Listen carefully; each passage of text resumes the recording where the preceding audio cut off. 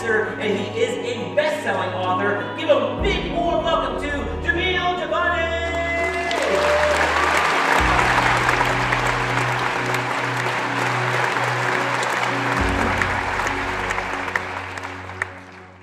In grade 11, after I rewrite that test, and I was really like pissed off and angry that I had been labeled illiterate and I had to, go to school on a day where all my friends got to sleep in. It was just me and a bunch of grade 10s and basically like outing yourself as stupid is how I felt and thought. And so I then go to a friend of mine and I'm thinking to myself like, okay, I got a plan for the future. I got to make a career move. So I go to my friend who I knew could get a gun and I asked him, can you locate one for me? And he says, yeah, he quotes me a price, says, let me know when you want it.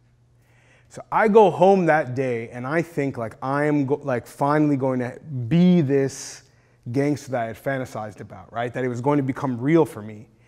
And instead I just kind of break down crying, okay? And I didn't know at the time why I was crying. I just knew that I didn't really want to cross this line. And if you look into the research of who becomes a criminal, who enters the justice system, especially people who are your age or the same age I was at that time, they're often people who just make a mistake and don't know how to come back from it, right? I mean, you look at the interviews, for example, that kids do who wind up shooting other kids do who are incarcerated, whose lives are forever ruined by a justice system that makes it very hard to get a second chance.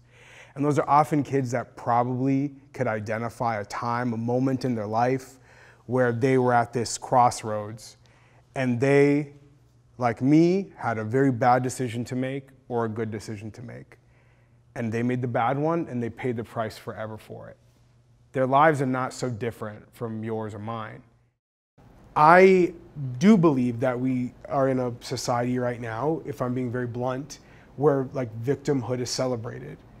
And it's something where we are drawn in like our politics, in the way we, where we put our energy, where we put our attention, where kind of social media travels to, we look for disadvantage. And I think that's really important in many cases. But if you are a kid going through disadvantage, that's really not a helpful way to look at life. Like you have to wake up every day with almost an irrational confidence that life could be better if it's in your power. And people need to tell you that and instill that in you. And when you have adults in your life who don't, provide that cultural framework, that's a problem.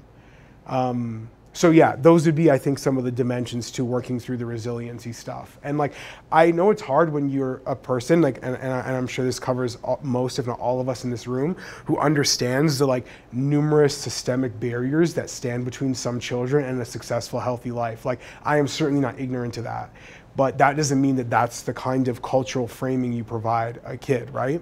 It's not saying that life is fair. It's saying that despite life not being fair, that doesn't mean that you can't be great, right? And that, to me, is the difference. We're not turning a blind eye to the world's, to the rubble that the world will throw on top of a young person. But it's saying that that's not an excuse to you not being great, because you have greatness inside of you.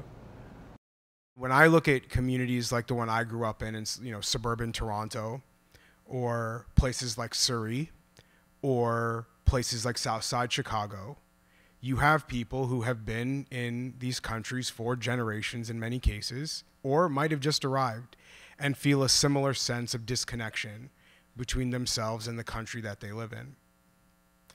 And it's something that is easier, I believe, for us to understand when it is a physical difference. So if you look at me and you say, he looks like one of his parents or both of his parents probably aren't from here, or his grandparents probably aren't from here. I think it's easier for people to understand maybe how that disconnection could exist. But when we see it among people who are, let's say, white, for instance, and we say, like, how does an ideology that tells a white kid that he's lost his country, how does that make sense? Right? He's part of the majority population. He is part of an ethnic group that is, on average, better off in every metric. And yet he also might feel that same sense of disconnection from his country in a way that his own parents or his grandparents might not relate to. That is the foundation of a lot of the extremism, of the movements that I write about. But more than that, because the truth is that, you know, most kids who relate to that feeling aren't picking up a gun and hurting somebody. Most of them aren't joining a terrorist organization. Instead, what they're doing is they're opting out, right? They're people you're just not going to hear about. They're dropping out of school.